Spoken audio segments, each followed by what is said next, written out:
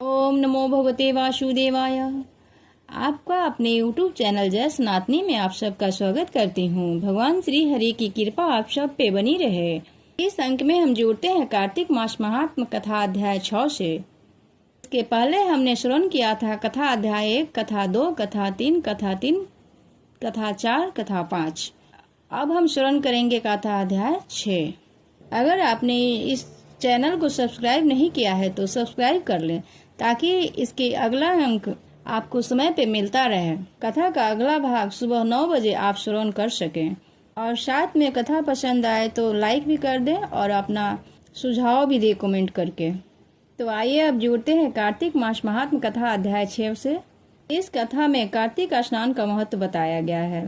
माता तुलसी की पूजा का महत्व बताया गया है। तुलसी परिक्रमा का फल बताया गया है। गंगा स्नान का फल बताया गया है। त्रिवेणी का स्नान का फल बताया गया है। विष्णु प्रिया तुलसी जी के पूजन का महत्व को बताया गया है। तो आइए अब कथा श्रवण करते हैं। नारद जी बोले, जब 2 घड़ी रात बाकी रहे तब तुलसी की वृत्तिका वस्त्र और कलश लेकर जलाशय पर जाएं। कार्तिक में जहाँ कहीं भी प्रत्येक जलाशय के जल में स्नान करना चाहिए। गर्म जल की अपेक्षा ठंडे जल में स्नान करने से 10 गुना पुण्य होता है। इससे 100 गुना पुण्य बाहरी कुएं के जल में स्नान करने से होता है। उससे अधिक पुण्य बावड़ी और उससे अधिक भी पुण्य पोखर में स्नान करने से होता है। उससे 10 गुना झरनों में और उससे भी अधिक पुण्य कार्तिक में स्नान नदी में स्नान करने से होता है। उससे भी 10 गुना पुण्य वहाँ होता है जहाँ 2 नदियाँ का संगम होता है। यदि कहीं 3 नदियों का संगम हो तो पुण्य की कोई सीमा ही नहीं होती। स्नान से पहले भगवान का ध्यान करके स्नानार्थ संकल्प करना चाहिए। फिर तीर्थ में उपस्थित देवताओं को क्रमशः अर्घ आचमन आदि देनी चाहिए। अर्घ का मंत्र इस प्रकार है। हे कमलनाथ आपको नमस्कार है। हे जलाशय भगवान आपको प्रणाम है। ऋषिकेश आपको नमस्कार है। मेरे दिया अर्घ को आप ग्रहण करें। वैकुंठ प्रयाग तथा बद्री धाम में जहाँ कहीं भी भगवान विष्णु गए हों वहाँ तीनों प्रकार से अपना पांव रखा था। वहाँ पर ऋषि वेद यज्ञों सहित सभी देवताओं मेरी रक्षा करते रहे। जनार्दन हे दामोदर हे देवेश आपको प्रसन्न करने हेतु मैं कार्तिक मास की विधि विधान से ब्रह्म मुहूर्त में स्नान कर रहा हूँ। आपकी कृपा से मेरे सभी पापों का नाश हो। हे प्रभु कार्तिक मास में व्रत तथा विधि पूर्वक स्नान करने वाला मैं अर्घ देता हूँ। मैं अर्घ देती हूँ। राधिका सहित ग्रहण करें। हे कृष्ण बलशाली राक्षसों का संहार करने वाले भगवान, हे पापों का नाश करने वाले, कार्तिक मास में प्रतिदिन दिए हुए मेरे इस अर्घ द्वारा कार्तिक स्नान का व्रत करने वाला फल मुझे प्राप्त हो। तत्पश्चात विष्णु शिव तथा सूर्य का ध्यान करके जल में प्रवेश कर नाभि के बराबर जल में खड़े होकर विधि पूर्वक स्नान करना चाहिए। गृहस्थ को तिल और आंवले का चूर्ण लगाकर तथा विधवा स्त्री युवती को तुलसी की जड़ की मिट्टी लगाकर स्नान करना चाहिए। सप्तमी, अमावस्या, नवमी, त्रयोदशी, द्वितीया, दशमी आदि तिथियों का आंवला तथा तिल से स्नान करना वर्जित माना गया है। स्नान करते हुए निम्न शब्दों का उच्चारण करना चाहिए। जिस भक्ति भाव से भगवान ने देवताओं के अर्घ के लिए 3 प्रकार का रूप धारण किया था, वहीं पापों का नाश करने वाले भगवान विष्णु अपनी कृपा से मुझे पवित्र बनाए।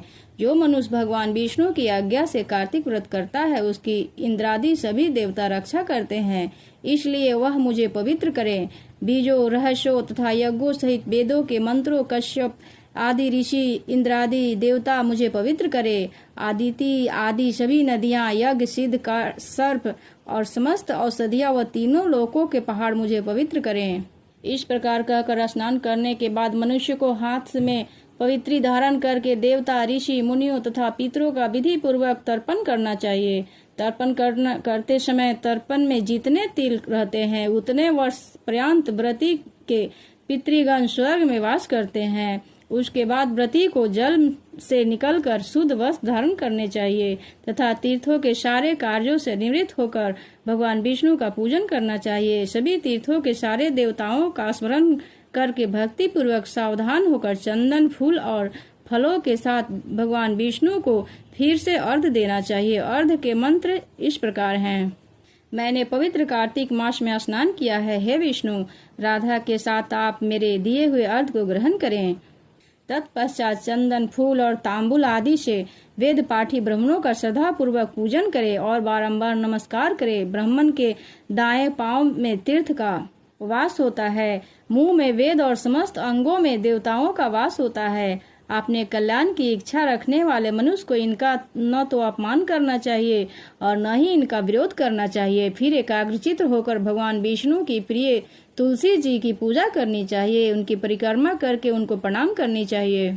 हे देवी तुलसी, देवताओं ने ही प्राचीन काल में तुम्हारा निर्माण किया और ऋषियों ने तुम्हारी पूजा की है। हे विष्णु प्रिया तुलसी, आपको नमस्कार है, मेरे समस्त पापों को नष्ट करो। इस प्रकार जो मनुष्य भक्ति पूर्वक कार्तिक व्रत करता है या अनुष्ठान करते हैं, वे संसार के सुखों को भोगते हुए अंत में मोक्ष को प्राप्त होते हैं, विष्णु को धाम को जाते हैं। इस प्रकार से 7वां अध्याय संपूर्ण हुआ। कार्तिक महात्म्य कथा अध्याय 7 देखने के लिए इस वीडियो को, इस चैनल को सब्सक्राइब जरूर कर लें, साथ ही लाइक और अपना सुझाव अवश्य दें, ताकि आपको अगली सुबह 9 बजे आपका कथा का अगला भाग आपको समय पर मिलता रहे। जय श्री हरि विष्णु। श्री हरि विष्णु की कृपा सब पे बनी रहे।